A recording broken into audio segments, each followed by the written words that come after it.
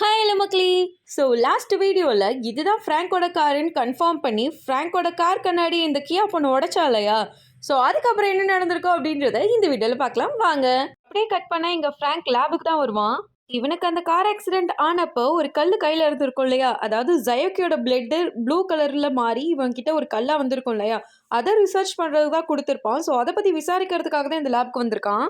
அங்க இருக்கக்கூடிய lab assistant கிட்ட இந்த கல்லுல எதுவும் சிப்பு மாதிரி எதுவும் தென்பட்டிருக்கா அப்படின்னு சொல்லிட்டு கேட்பான்.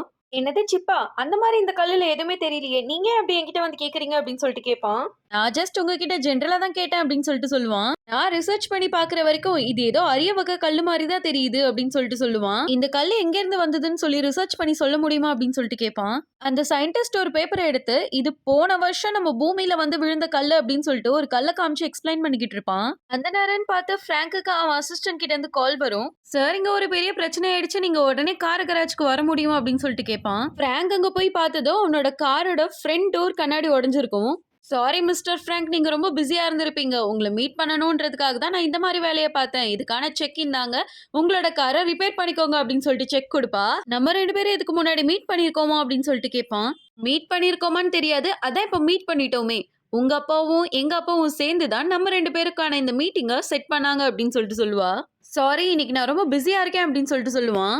அதெல்லாம் ஒரு பிரச்சனையும் இல்லை, நான் வந்த வேலை முடிஞ்சிருச்சு அப்படின்னு சொல்லிட்டு ஃப்ராங்கோட ஒரு செல்ஃபி எடுத்துட்டு நான் கிளம்புறேன் அப்படின்னு சொல்லிட்டு சொல்லுவா.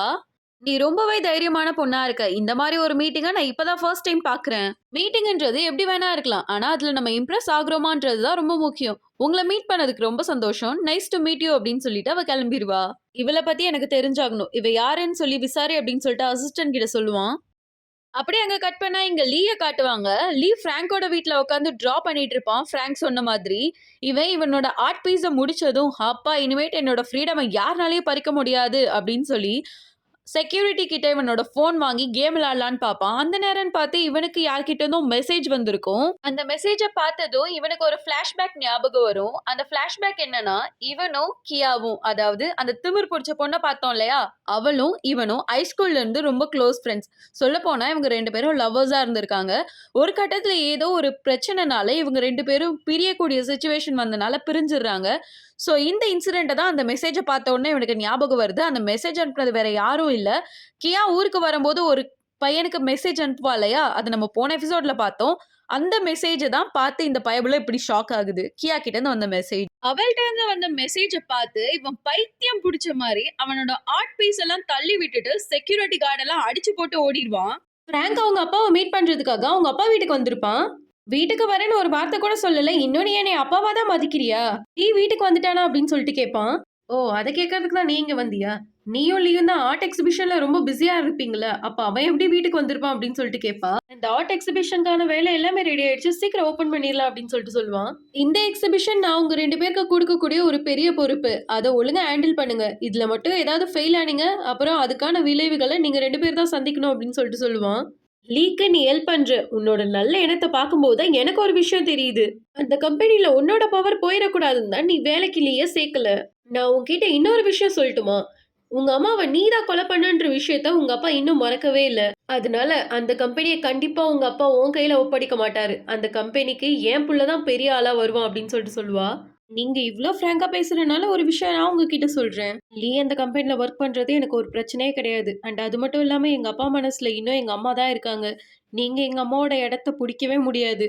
நீங்க என்ன பண்ணாலும் அதுக்கு ஒரு பிரயோஜனமும் இல்ல அப்படின்னு சொல்லிட்டு கிளம்பிடுவான். ஓ அப்படியா, நான் இப்ப என்ன பண்றேன்னு மட்டும் பாரு அப்படின்னு சொல்லிட்டு சொல்லுவா. அங்க கட் பண்ண எங்க சாயோட ரெஸ்டாரண்ட்டை காமிப்பாங்க. என்ன நீ சும்மாவே உட்காந்துட்டு இருக்க? எவ்வளவு வேலை இருக்கு பாரு, எனக்கு வந்து நீ ஹெல்ப் பண்ணு அப்படின்னு சொல்லிட்டு சொல்லுவா.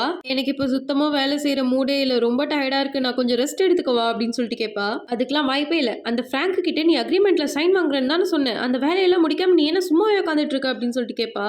அட போங்க சாய் மேடம், ஏற்கனவே என் கல்லு கிடைக்கலன்ற கடுப்புல இருக்கேன். என்னோட ஃப்ரெண்டு இவனும் மட்டையாய் கிடக்கான். எனக்கு இப்ப இங்க யாருமே இல்ல, ஏற்கனவே எனக்கே ரொம்ப கவலையா இருக்கு அப்படின்னு சொல்லிட்டு சொல்லுவா.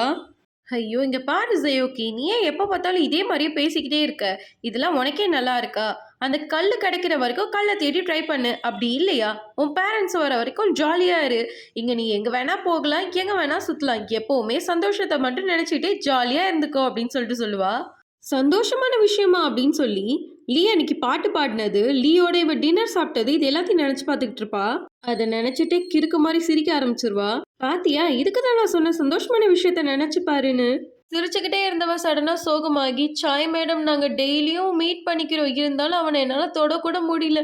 நாங்க 2 பேரும் வேற வேற உலகத்துல இருக்கோமே அப்படின்னு சொல்லிட்டு இருப்பா. நான் ஒரு விஷயம் கேட்கவா? உனக்கு இந்த பேய் மேல எல்லாம் நம்பிக்கை இருக்கா அப்படின்னு சொல்லிட்டு கேட்பா. இவங்க இந்த சைடு பேசிக்கிட்டு இருக்க, கரெக்டா அங்கிருந்து லீ ரெஸ்டாரண்ட்குள்ள ஒரு என்ட்ரி தருவான். லீய பார்த்ததும் ஷயோக்கி ரொம்பவே ஷாக் ஆயிடுவா. ஹே ஜயோக்கி, உன்னை நான் கண்டுபிடிச்சிட்டேனா? இப்ப நான் பார்க்கறது ஒன்றும் கனவில்லையே. நான் திரும்பி பார்த்ததுல ரொம்ப சந்தோஷம். சியர்ஸ் அப்படின்னு சொல்லுவான். இல்ல இல்ல இதெல்லாம் நான் குடிக்க மாட்டேன். நான் ஆரஞ்சு ஜூஸ் குடிக்கிறேன் அப்படின்னு சொல்லிட்டு சொல்லுவா. அதுவும் சரிதான். இதெல்லாம் நீ குடிக்க வேணாம் அப்படின்னு சொல்லிட்டு சொல்லுவான். பியர் குடிச்சா நம்ம பிரெயினுக்கு ஆபத்து தானே, குடிக்காத இரு அப்படின்னு சொல்லிட்டு சொல்லுவா. ஆனா மனசுக்கு ஒண்ணுமே ஆகாது அப்படின்னு சொல்லிட்டு சொல்லுவான். பூமியில இருக்க மக்கள் எல்லாம் சந்தோஷமா இருந்தா சிரிக்கிறாங்க, சோகமா இருந்தா அழுகுறாங்க. ஆனா நீ மட்டும் சந்தோஷமா இருக்கும்போது எனக்கே அழுகுற மாதிரியே ஃபீல் ஆகுது. நீ இப்படி இருக்க இந்த ஒரு விஷயம் மட்டும் எனக்கு புரியவே இல்லை அப்படின்னு சொல்லிட்டு சொல்லுவா. நீ ஏன் இதெல்லாம் விசித்திரமா யோசிக்கிற? அதெல்லாம் நீ ஒன்றும் யோசிக்காத, முதல்ல நீ சாப்பிடு. நீ சாப்பிட்றத பார்த்தா எனக்கு ரொம்ப சந்தோஷமா இருக்கு அப்படின்னு சொல்லிட்டு சொல்லுவான். ஓ அப்படியா, அப்ப நீ இனிமேட்டு எனக்கு டெய்லியும் சாப்பாடு வாங்கி கொடு, நான் டெய்லியும் நான் சாப்பிட்றத காமிக்கிறேன் அப்படின்னு சொல்லிட்டு சொல்லுவா. சம்டைம்ஸ் நம்ம சாப்பிட்றது கசப்பா இருக்க கூட வாய்ப்பு இருக்கு அப்படின்னு சொல்லிட்டு சோகமா பேசிக்கிட்டே நிறைய குடிச்சு அப்படியே மாட்டையாயிடுவான். நீ எழுந்துரு லீ, நான் தான் அப்பயே உன்னை கம்மியா குடிக்க சொன்னல, எழுந்துரு அப்படின்னு சொல்லிட்டு எழுப்பிட்டு இருப்பா. இவன் தான் சரியான போதையில இருக்கான் இல்லையா? இவன் போதை தெரிஞ்சு எழுந்திரிச்சதும் ஜயக்கோட ஃபேஸ் இவளுக்கு கியாவோட ஃபேஸ் மாதிரி தெரியுது. ஒரு வழியா நீ வந்துட்டியா? இல்ல இப்ப நம்ம திரும்பி அங்க போகணும் அப்படின்னு சொல்லிட்டு சொல்லுவா. இல்ல நான் அங்கெல்லாம் வரமாட்டேன், நான் உன் கூடயே இருக்கேனே அப்படின்னு சொல்லிட்டு சொல்லுவான். உனக்கு ஓகேனா சொல்லு, நான் இங்கேயே இருந்துடுறேன். எப்படி பார்த்தாலும் எனக்கு என்னமோ என்னோட கல்லை நான் கண்டுபிடிப்பேன்றதுலாம் நம்பிக்கை போயிடுச்சு. அதனால நான் உன் கூட இங்கேயே இருந்துடுறேன். இப்போ உனக்கு தண்ணி தேவைப்படுதுன்னு நினைக்கிறேன், நான் போய் தண்ணி எடுத்துட்டு வரேன் அப்படின்னு சொல்லிட்டு சொல்லுவா. இல்ல போகாத, மறுபடியும் என்னை விட்டு போகாத அப்படின்னு சொல்லிட்டு ஜயோக்கியோட கையை பிடிச்சி இழுப்பான். இவன் கையை பிடிச்சி இழுத்ததுல அவ போட்டிருந்த இன்விசிபிள் க்ளவும் லீயோட கையோட வந்துடும். நம்ம லாஸ்ட் எபிசோட்லயே பார்த்தோம், இந்த இன்விசிபிள் க்ளவ் இல்லாம இவளை ஹியூமன் யாராச்சும் தொட்டாங்கன்னா இவளுக்கு ரொம்பவே ஃப்ரீஸ் ஆகி ரொம்ப குளிர்ற மாதிரி ஆயிடும் அப்படின்னு சொல்லி. ஸோ அதனால அவன் டக்குன்னு க்ளவுஸ் எடுத்ததும் இவளுக்கு என்ன ஆகுதுன்னே தெரியல, அவளுக்கு ரொம்ப பயங்கரமா குளிர ஆரம்பிச்சிருது. இப்படி ஒரு குளிர ஜயோக்கினால சுத்தமாக ஹேண்டில் பண்ணவே முடியல. ஸோ அதனால ரெஸ்டாரண்ட்ல இருக்கக்கூடிய ஸ்டோரேஜ் ஏரியாவில் போய் அப்படியே குனிட்டு உட்காந்துடுறா. இங்கே ஃப்ராங்க் லீக்கு கால் அடிச்சுட்டே இருக்கான். ஆனால் லீ கால் அட்டென்ட் பண்ணவே இல்லை. அவனை நீங்கள் கண்டுபிடிச்சிட்டிங்களா அப்படின்னு சொல்லிட்டு அசிஸ்டன்ட் கிட்ட கேட்கும்போது உங்களுக்கு ஒரு மெசேஜ் அனுப்பியிருக்கேன் பாருங்க அப்படின்னு சொல்லிட்டு சொல்லுவான். அதில் வந்துட்டு லீ ஜயோக்கியோட ஹோட்டலில் இருக்கிற மாதிரி ஒரு மெசேஜ் வந்திருக்கும். ஸோ அதனால ஃப்ராங்க் லீயை தேடி ஜயோக்கி இருக்க ரெஸ்டாரண்ட்டுக்கு போவான். அட நீங்களா, வாங்க வாங்க அப்படின்னு சொல்லிட்டு சொல்லுவா. என்ன ஹோட்டலில் யாரையும் காணோம் அப்படின்னு சொல்லிட்டு கேட்பான். அது ஒன்றும் இல்லை, ரொம்பவே அழகாக இருக்கக்கூடிய ஒரு பணக்கார பையன் வந்துட்டு எங்களோட ரெஸ்டாரண்ட்டில் இருக்கக்கூடிய எல்லா டேபிளையும் ஃபில் பண்ணிட்டான். அதனால தான் ரெஸ்டாரண்ட்டில் யாருமே இல்லை அப்படின்னு சொல்லிட்டு சொல்லுவா. ஓ அப்படியா அப்படின்னு சொல்லிட்டு உள்ளே போவான். இல்லை இல்லை நீங்கள் போகாதீங்க, அதுதான் நான் தான் சொல்கிறேன்ல எல்லா டேபிளும் ஃபில் ஆகிடுச்சுன்னு, அதனால இன்னைக்கு உங்களால் உள்ளே போக முடியாது அப்படின்னு சொல்லிட்டு சொல்லுவா. என்னோட தம்பி லீ இங்க தானே இருக்கான், இப்ப நான் அவனை பார்த்தே ஆகணும் அப்படின்னு சொல்லிட்டு ரெஸ்டாரண்ட்டுக்குள்ள போவான். அங்க போய் பார்த்தா லீ மட்டையாய் கிடப்பான். கோமா லீ லீ அப்படின்னு சொல்லிட்டு கத்திக்கிட்டே இருப்பான். ஆனா இந்த பயபுல தான் அநியாயத்துக்கு குடிச்சிருக்கான் இல்லையா, ஸோ சுத்தமா அவன் கூப்பிடுறத அவனுக்கு கேட்காம மட்டையை படுத்து கிடப்பான். அந்த சைடு பார்த்தா ஒரு டோர் இருக்கும். அந்த டோர் என்னடா உள்ள திறந்திருக்கே அப்படின்னு சொல்லிட்டு உள்ள வந்து பார்ப்பான். எல்லாமே கிளஞ்சிருக்கும். அப்படியே உள்ள போய் பார்த்தா ஜயோக்கி பாவமா குன்னிட்டு உட்காந்துருப்பா. சாய்லி மட்டையை படுத்து கிடக்கிறத பார்த்து ஒரே கத்து கத்திடுவா. என்னடா கத்துற சவுண்டு கேட்குது அப்படின்னு சொல்லிட்டு ஃப்ராங்க் வெளியே வந்து பார்ப்பான். சாய் கத்திட்டு இருக்கிறத பார்த்துட்டு அமைதியா இருங்க அப்படின்னு சொல்லிட்டு சொல்லுவான். இந்த ஹோட்டல்ல நம்மளை தவிர வேற யாராச்சும் இருக்காங்களா அப்படின்னு சொல்லிட்டு கேட்க, இல்ல இல்ல யாரும் இல்லை அப்படின்னு சொல்லிட்டு சொல்லுவா. சரி நீங்க எதுக்கும் கவலைப்படாதீங்க, இங்க நடந்தது எல்லாத்துக்கும் நானே பொறுப்பேற்றுக்கிறேன். என் ஆளுங்க இவனை பார்த்துக்குவாங்க, நீங்க ஒன்றுத்துக்கும் ஃபீல் பண்ணாதீங்க. அப்புறம் இங்க நடந்ததை யார்கிட்டயும் சொல்லக்கூடாது அப்படின்னு சொல்லிட்டு சொல்லுவான். கண்டிப்பா நான் யார்கிட்டயும் சொல்ல மாட்டேன் அப்படின்னு சொல்லிட்டு சொல்லுவா. அசிஸ்டண்ட்க்கு கால் பண்ணி ஃப்ராங்க் இங்கே தான் இருக்கா, நீ உடனே மேலே வா அப்படின்னு சொல்லிட்டு சொல்லுவான். இங்கே பார்த்தா ஜயோக்கி குளிரில் பயங்கரமாக நடுங்கிட்டு இருப்பா. இந்த குளிர் அவளால் சுத்தமாக தாங்கிக்கவே முடியாது. ஸோ அதனால ரொம்ப அப்படியே நடுங்கிட்டே இருப்பா. ஃப்ராங்க் ஜயோக்கிட்ட வந்துட்டு நீ ஓகே தானே அப்படின்னு சொல்லிட்டு கேட்டு அவளோட நெட்டியை டச் பண்ணி பார்த்தா அவள் உடம்பு ஃபுல்லாக ரொம்ப ஜில்லுன்னு இருக்கு. உனக்கு என்ன ஆச்சு, ஏன் உன் உடம்பு இவ்வளோ ஜில்லுன்னு இருக்கு? சரி இரு, நான் யாருக்காச்சும் கால் பண்ணி ஹெல்ப் கேட்குறேன் அப்படின்னு சொல்லிட்டு கால் பண்ணுவான். இல்லை இல்லை தயவு செய்து யாருக்கும் கால் பண்ணாதீங்க அப்படின்னு சொல்லிட்டு சொல்லுவா. சரி ஓகே விடு. நானே இப்போ உன்னைய ஹாஸ்பிட்டலுக்கு கூட்டிட்டு போறேன் அப்படின்னு சொல்லிட்டு ஜயோக்கிய தூக்கும்போது, ஜயோக்கி ஃப்ராங்க டைட்டா கட்டி புடிச்சுக்குவா. என்ன இந்த ஆளு இவ்ளோ கதகதப்பா இருக்கான். மத்தவங்கள கம்பேர் பண்ணும்போது இவன் ரொம்ப கதகதப்பா இருக்கான். டிஃபரண்டாவும் இருக்கான் அப்படின்னு சொல்லிட்டு யோசிச்சுக்கிட்டே நல்லா இறுக்கமா ஃப்ராங்க கட்டி புடிச்சுக்குவா. ஃப்ராங்குக்கு என்ன நம்ம உடம்பு ஏன் இவ்ளோ சூடாகுது அப்படின்னு சொல்லிட்டு யோசிப்பான். வேணாம் வேணாம் நீ என்ன ஹாஸ்பிட்டலுக்குலாம் கூட்டிட்டே போ வேணாம். நீ ஏன் நல்லா கதகதப்பா தான் இருக்க.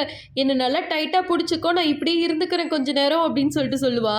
இவளுக்கே அறியாம இவ ஃப்ராங்க கிஸ்ஸும் பண்ணிடுவா. ஸோ இந்த எபிசோட் இங்க ஓவர் ஆகுது. நெக்ஸ்ட் எபிசோடோட நெக்ஸ்ட் பார்ட் பார்க்க இப்பவே சப்ஸ்கிரைப் பண்ணி வச்சுக்கோங்க. நம்மளோட வீடியோ பிடிச்சிருந்தா லைக், கமெண்ட், ஷேர் பண்ணுங்க. நெக்ஸ்ட் வீடியோல பார்ப்போமா? பை.